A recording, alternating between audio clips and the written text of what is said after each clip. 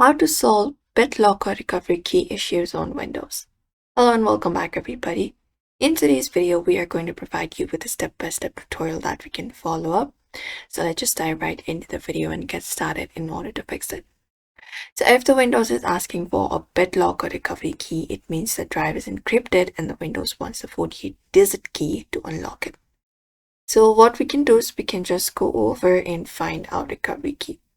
So we can look out for our Microsoft account recovery page. You can search for Microsoft and open account recovery page and open it up.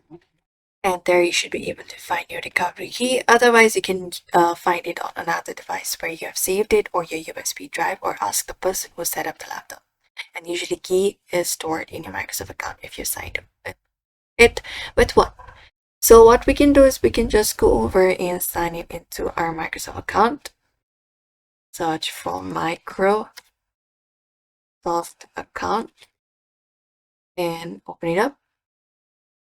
Open up this link, and once we've opened up the link, you need to sign in if you're not signed in.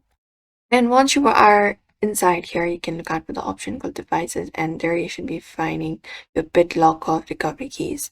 They can just go over and find it there and find the key matching your device name or key ID, and then you can enter the 48-digit key on the locked laptop.